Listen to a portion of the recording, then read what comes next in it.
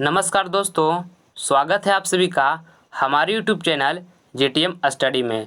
दोस्तों, आपका एग्ज़ाम में लगभग 3 मंथ बचे हुए हैं। आप अभी से पूरे एनर्जी के साथ अपने एग्ज़ाम की प्रिपरेशन में लग जाइए।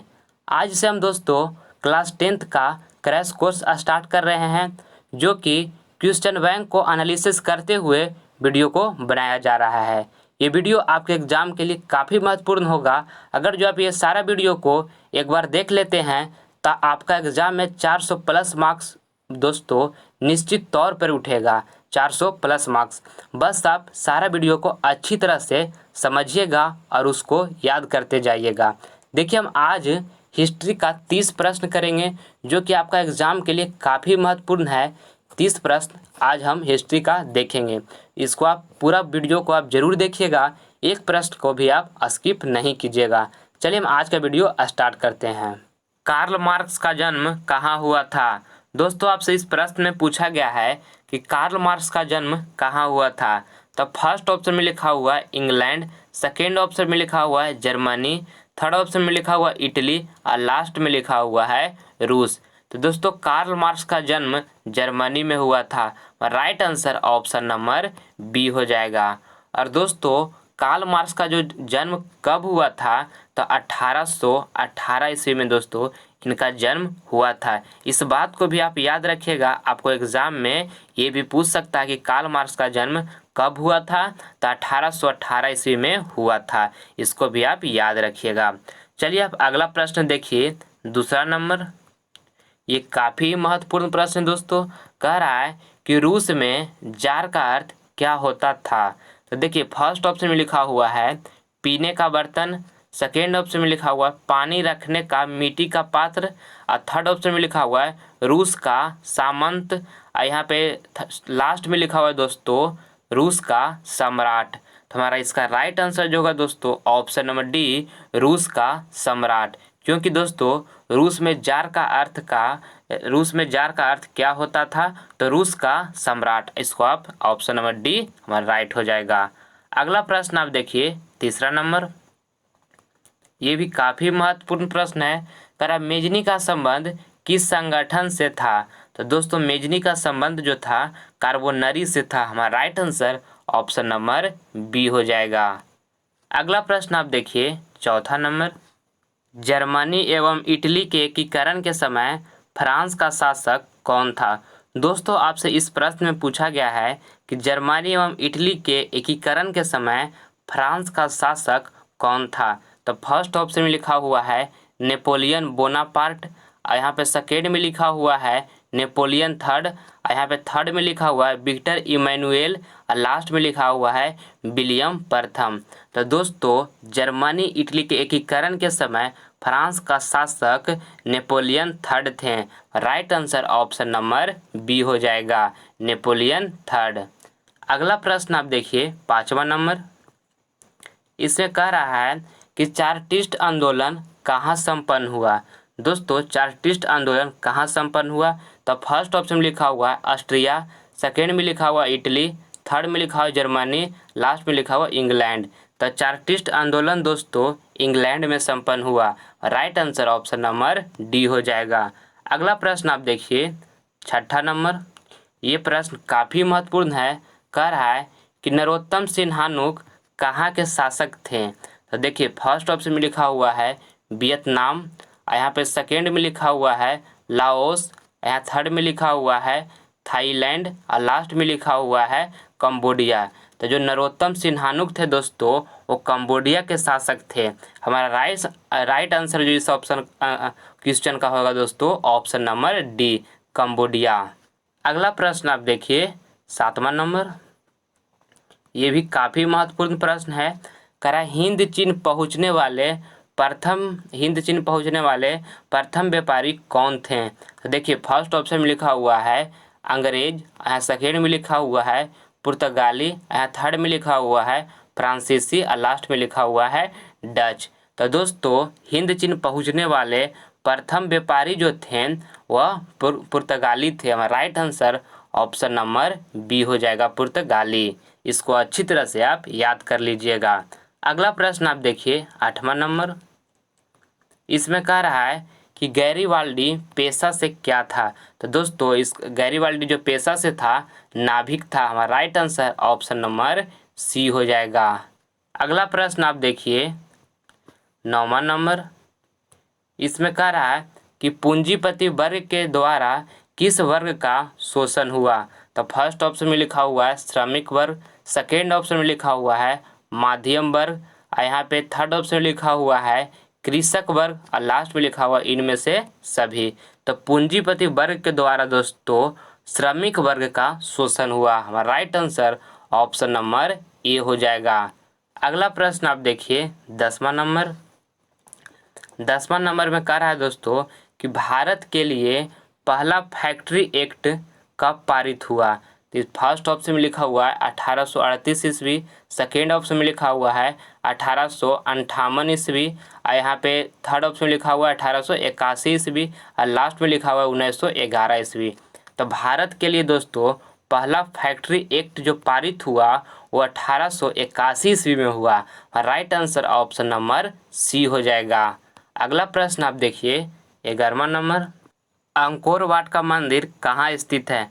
दोस्तों ये प्रश्न काफ़ी महत्वपूर्ण है, मैट्रिक परीक्षा में इसको बार बार पूछा जाता है, इसलिए इस प्रश्न को आप VVI मान लीजिए, वेरी वेरी इम्पॉर्टेंट है दोस्तों, इसलिए आप इसको अच्छी तरह से याद कर लीजिएगा।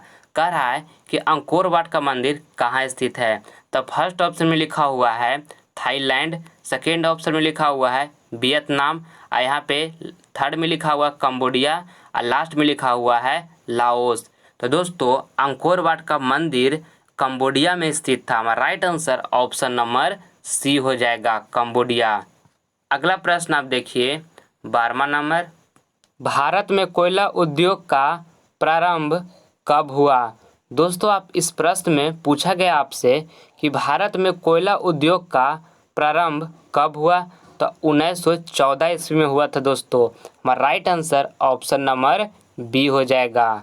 अगला प्रश्न देखने से पहले दोस्तों आपसे छोटी सी रिक्वेस्ट है कि अगर जो आप हमारे चैनल को सब्सक्राइब नहीं किए हैं तो आप इसे सब्सक्राइब कर लें, क्योंकि दोस्तों सब्सक्राइब करने से आपको फ़ायदा क्या होगा कि मैं कोई भी वीडियो मैट्रिक परीक्षा से संबंधित अपलोड करूंगा उसका नोटिफिकेशन सबसे पहले आपको प्राप्त होगा दोस्तों, और सबसे पहले उस वीडियो को आप ही देख पाइएगा। इसलिए सब्सक्राइब नहीं किए हैं तो रेड बटन को दबाकर इस चैनल को आप सब्सक्राइब कर लीजिए। देखिए आप 13वां नंबर प्रश्न, ये भी काफ़ी महत्वपूर्ण प्रश्न है। कह रहा है कि विश्व में सर्वप्रथम मुद्रण की शुरुआत कहाँ हुई थी। तो देखिए फर्स्ट ऑप्शन में लिखा हुआ है भारत, सेकेंड ऑप्शन में लिखा हुआ है जापान, और यहाँ पे थर्ड में लिखा हुआ है चीन, और लास्ट में लिखा हुआ है अमेरिका। दोस्तों विश्व में सर्वप्रथम मुद्रण की जो शुरुआत हुई थी चीन में हुई थी। हमारा right answer option number C हो जाएगा। अगला प्रश्न आप देखिए 14 नंबर। ये प्रश्न भी काफ़ी महत्वपूर्ण है।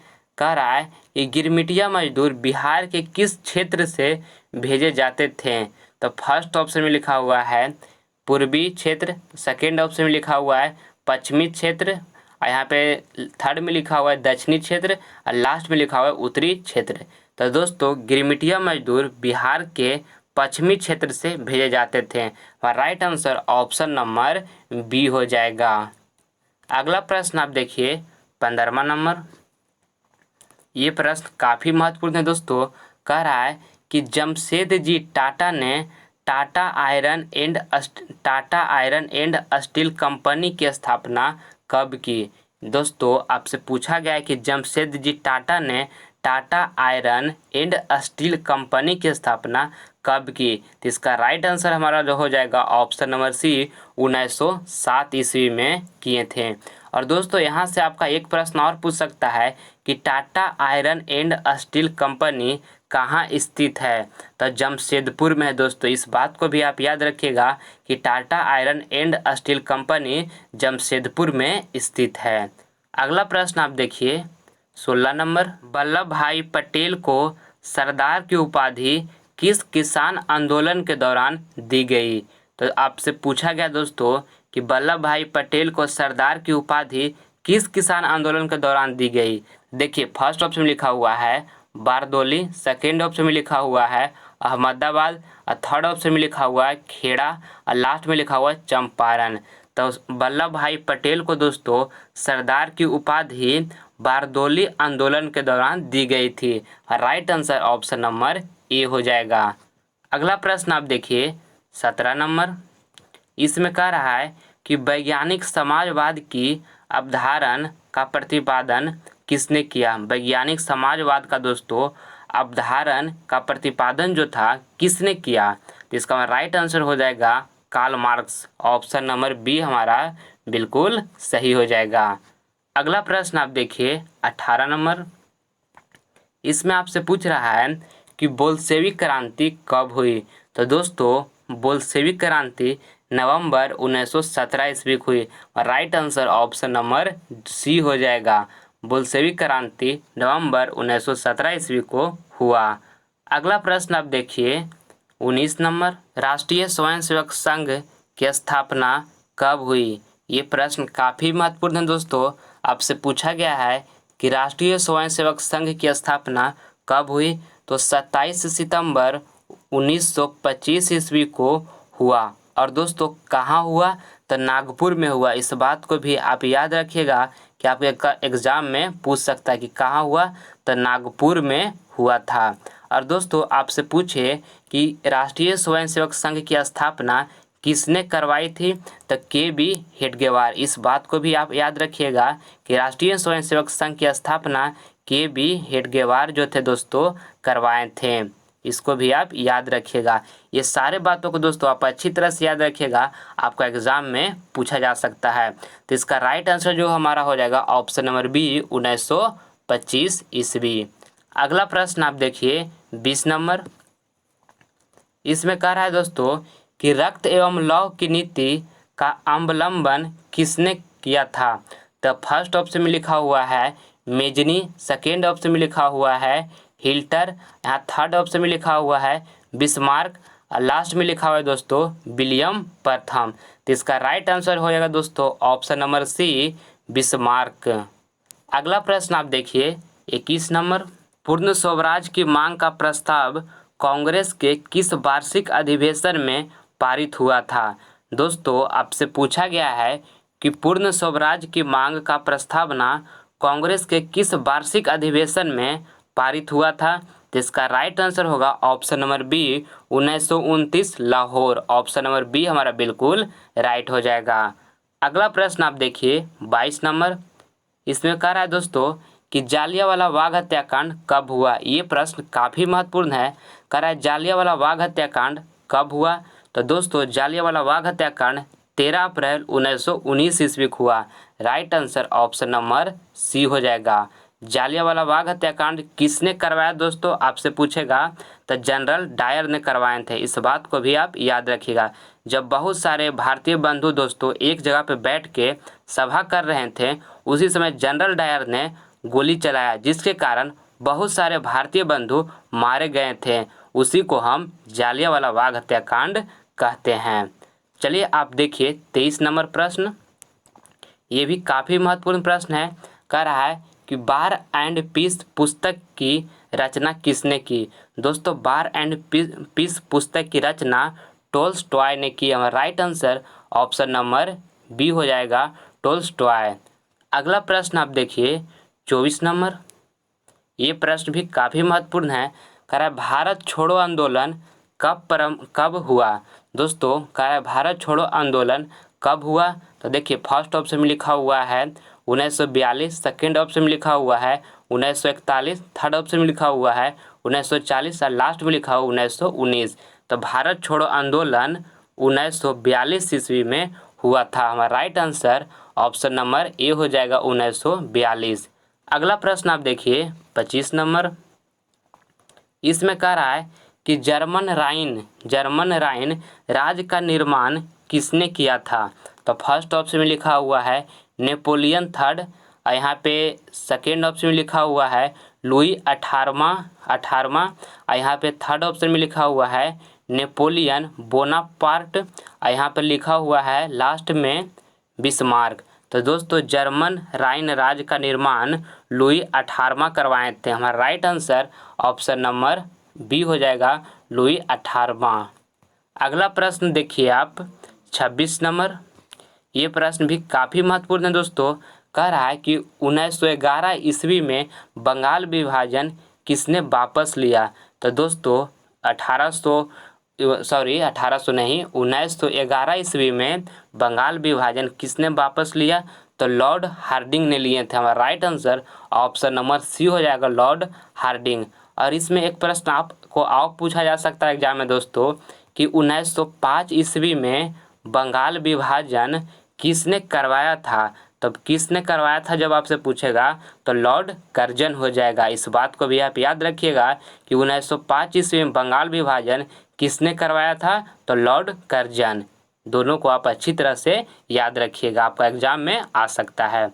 अगला प्रश्न आप देखिए 27 नंबर। इसमें कह रहा है इटली एवं जर्मनी वर्तमान में किस महादेश के अंतर्गत आते हैं। दोस्तों इटली और जर्मनी जो है वर्तमान में किस महादेश के अंतर्गत आते हैं। तो फर्स्ट ऑप्शन में लिखा हुआ है उत्तरी अमेरिका, सेकेंड में लिखा है पश्चिमी अमेरिका, और यहाँ थर्ड में लिखा है दक्षिणी अमेरिका, और लास्ट में लिखा है यूरोप। तो इसका राइट आंसर हो जाएगा यूरोप, ऑप्शन नंबर डी। अगला प्रश्न आप देखिए 28 नंबर। और दोस्तों आप हमारा आदर्श सब्जेक्ट का वीडियो देखना चाहते हैं तो उसका लिंक आपको डिस्क्रिप्शन में मिल जाएगा, वहाँ पे आप जाके देख लीजिए। उसमें सारा प्रश्न जो है दोस्तों महत्वपूर्ण प्रश्न ही करवाया गया है। परीक्षा में जाने से पहले एक बार उसको आप ज़रूर देखिए, आपको एग्ज़ाम में काफ़ी हेल्प मिलेगा। चलिए आप देखिए 28 नंबर प्रश्न। 28 नंबर प्रश्न में कह रहा है कि बिस्मार्क निम्नलिखित में से क्या था। तो देखिए फर्स्ट ऑप्शन में लिखा हुआ है कवि, सेकेंड ऑप्शन में लिखा हुआ है नाटककार, या थर्ड ऑप्शन में लिखा हुआ है कूटनीतिज्ञ, और लास्ट में लिखा हुआ है संगीतज्ञ।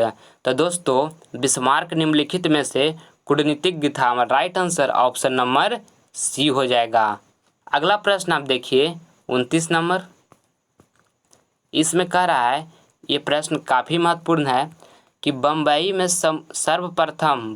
में सर्वप्रथम सूती कपड़े की मिलों की स्थापना कब हुई। इसका राइट आंसर हो जाएगा ऑप्शन नंबर बी 1854 ईस्वी। बम्बई में दोस्तों सर्वप्रथम सूती कपड़ों की मिलों की स्थापना 1854 ईस्वी में हुई। अगला प्रश्न आप देखिए 30 नंबर। 30 नंबर प्रश्न में आपसे पूछा गया है कि जनसंख्या का घनत्व सबसे अधिक कहाँ होती है।